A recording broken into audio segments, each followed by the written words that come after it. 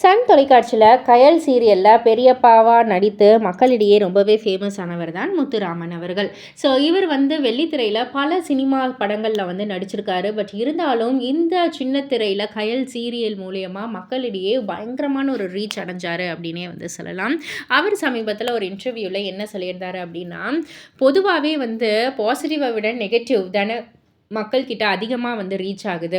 பொதுவாக நம்ம வாழ்க்கையிலேயே நல்லது பண்ணவங்கள பற்றி கேட்டால் கொஞ்சம் யோசிப்போம். கெட்டது பண்ணவங்கள பற்றி யோசிச்சா சும்மா டக்கு டக்குன்னு சொல்லுவோம். அவன் இவ்வளோ கெட்டது பண்ணியிருக்கா, இவ இவ்வளோ கெட்டது பண்ணியிருக்கா அப்படின்னு டக்கு டக்குன்னு சொல்லுவோம். ஸோ நெகட்டிவ் மக்கள்கிட்ட சீக்கிரமான ஒரு ரீச் கொடுக்கும். என்ன ஒரு 30, 35 அந்த ஒரு ஏஜில் இருக்கிறவங்கலாம் படத்தில் நடிச்சிருக்கீங்கல்ல சார் அப்படின்ற ஒரு ரெகக்னேஷன் பண்ணுவாங்க.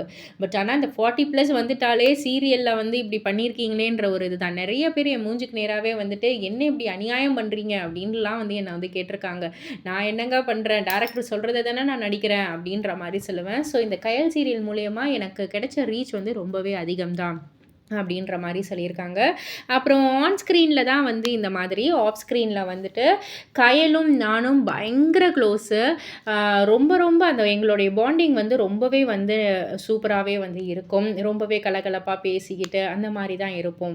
அண்ட் சஞ்சீவ் அப்படின்னு பார்த்தீங்கன்னா, சஞ்சீவ் வருவார், அவர் நடிப்பார், ரொம்பவே சைலண்ட்டாக கரெக்டாக நடந்துப்பார். கரெக்டாக அவருடைய பார்ட் முடிஞ்சதுன்னா போய் உட்காந்துருவார். அந்த மாதிரி தான் இருப்பார் அப்படின்ற ஒரு விஷயத்தையும் அவர் பகிர்ந்திருக்காரு. ஸோ இதெல்லாம் பற்றி நீங்கள் என்ன நினைக்கிறீங்க? உங்களுக்கு கயல் சீரியல் எந்த அளவுக்கு பிடிக்கும் அப்படின்றதெல்லாம் கீழே உள்ள கமெண்ட் பாக்ஸில் குறிப்பிட்டு சொல்லுங்கள். மறக்காம சேனலை சப்ஸ்கிரைப் பண்ணி பக்கத்தில் உள்ள பெல் ஐக்கானை கிளிக் பண்ணிவிடுங்க.